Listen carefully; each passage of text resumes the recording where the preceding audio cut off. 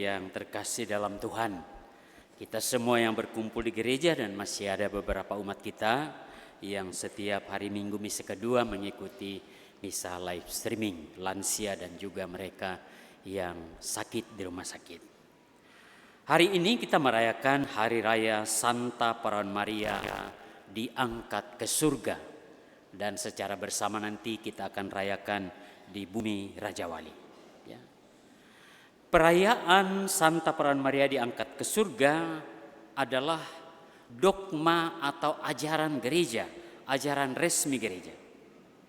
Nah, Maria adalah perawan yang tak bernoda, yang tidak pernah terkena oleh segala cemar dosa asal, dan kemudian sesudah menyelesaikan perjalanan hidupnya di dunia, lalu diangkat ke surga karena kemuliaan Tuhan.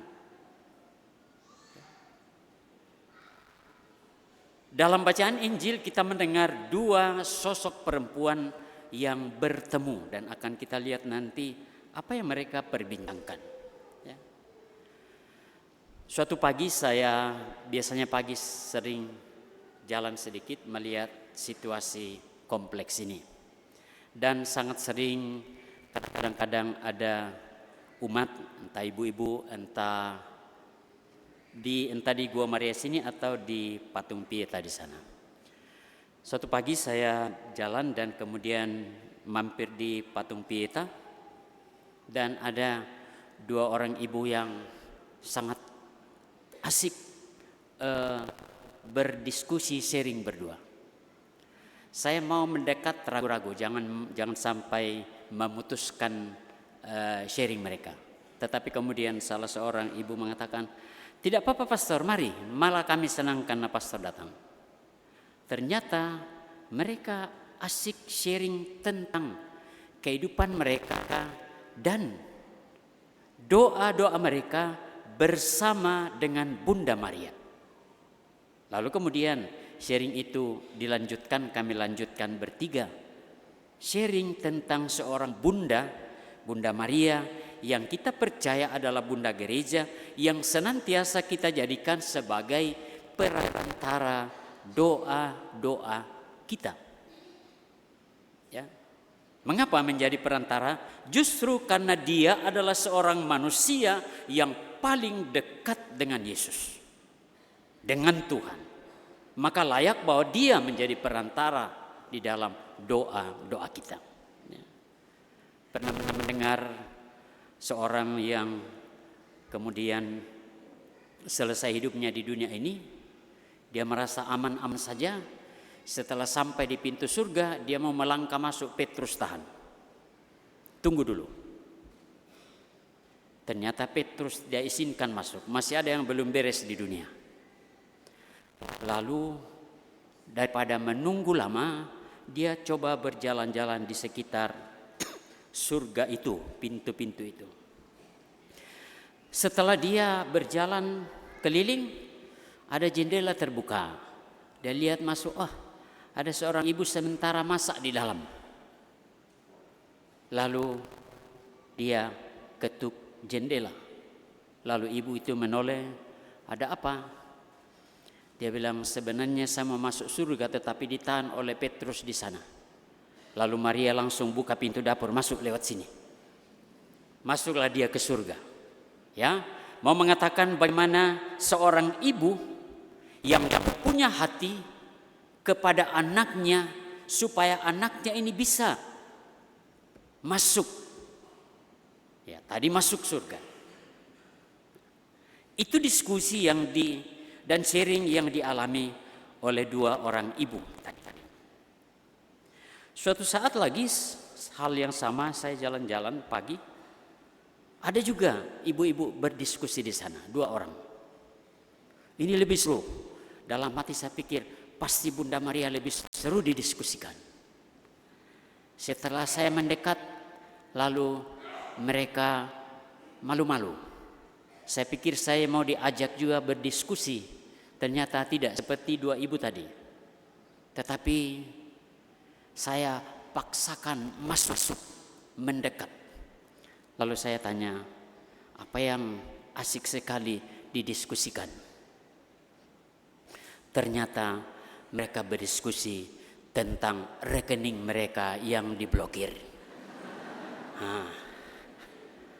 Jadi ya saya bisa memahami bahwa diskusi itu sangat serius dan sangat membawa emosi karena mereka membutuhkan aliran dana mereka untuk kebutuhan-kebutuhan yang sangat penting. Boleh saja diskusi dua orang ibu. Kita kembali kepada bacaan tadi. Pertemuan Maria dan Elizabeth. Dua sosok wanita. Yang satu masih muda, Maria, Lalu kemudian Elizabeth yang sudah tua. Yang menurut pikiran manusia dia tidak mungkin melahirkan lagi. Tetapi lihatlah dalam pertemuan mereka mendiskusikan kesadaran mereka akan panggilan kehadiran Tuhan, rahmat Tuhan dalam hidup mereka. Elizabeth merasa sungguh berbahagia sampai anaknya melonjak dalam kandungan karena Maria datang mengunjungi. Saya tidak tahu ibu-ibu bagaimana kalau anak melonjak dalam kandungan. Apakah dia tendang atau minta coto atau apa ya. Tetapi ada pergerakan, itu berarti ada kehidupan. Dan kehidupan ini memberi harapan. Harapan yang luar biasa dan sangat istimewa bagi Elizabeth yang sudah lanjut usia. Sebaliknya, Elizabeth yang mengalami situasi itu kemudian mengungkapkan kegembiraannya kepada Maria yang mengunjungi, dan bahkan dia mengatakan, siapakah aku ini sehingga ibu Tuhanku datang mengunjungi aku. Itu kesadaran luar biasa akan rahmat Tuhan yang mereka alami, dan kemudian mereka bertemu satu dengan yang lain dalam rahmat Tuhan.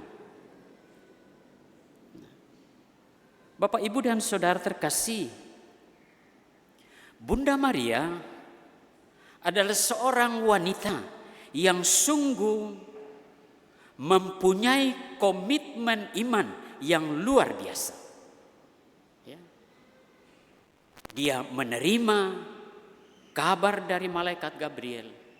Dia merenungkan dan kemudian dia berusaha untuk melaksanakan, menjaga apa yang disampaikan oleh Tuhan kepadanya supaya berlangsung dengan baik.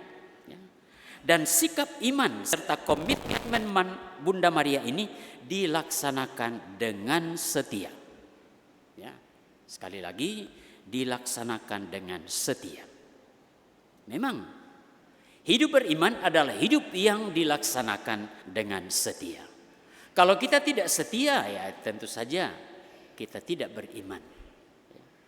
Setia kita laksanakan sebagai sikap hidup kita justru karena kita mempunyai kekuatan, kesadaran akan Tuhan di dalam kehidupan kita.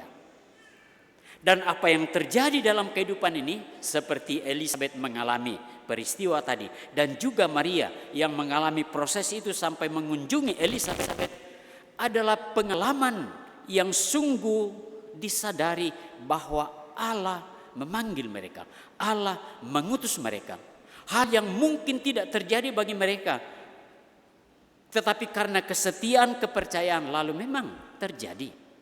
Mereka berdua melahirkan dua pribadi yang kemudian menjadi orang dan menjadi penyelamat di dalam kehidupan beriman ini. Nah, pertemuan dua wanita ini, Maria dan Elizabeth, disebut sebagai pertemuan di mana mereka sungguh menyadari betapa agung kuasa Allah yang mengadakan dan yang memelihara kehidupan manusia. Ya. Mengadakan itu berarti menciptakan Elizabeth, mengandung, Maria juga, dan juga memelihara kehidupan, ya. Memelihara, menjadikan anak yang dilahirkan ini menjadi anak yang tahu akan kehidupan manusia, akan Tuhan. Ya. Bapak, Ibu, dan saudara terkasih, mari kita lihat dalam kehidupan kita bersama. Apakah pertemuan-pertemuan kita sebagai sesama manusia adalah juga pertemuan-pertemuan yang mengabarkan karunia dan rahmat Allah yang telah kita terima dari Tuhan. Ya. Pertemuan adalah kesempatan untuk berbicara dan mengabarkan karunia dan rahmat Allah. Ya. Dan itu terungkap dalam Magnificat yang disebut oleh atau yang diucapkan oleh Bunda Maria tadi. Memang hari ini adalah hari istimewa bagi gereja, khususnya bagi kaum ibu yang telah ditunjukkan, diteladankan oleh Bunda Maria. Amin, ibu-ibu. Amin. Ibu-ibu zaman sekarang memang ibu-ibu di zaman modern, ya. Hati-hati menjadi ibu-ibu sekarang. Kalau lihat di TikTok, ada ibu-ibu yang lupa masak karena TikTok. Ya. Sampai saya pernah melihat, sampai saya kaget juga pada harinya lihat di TikTok.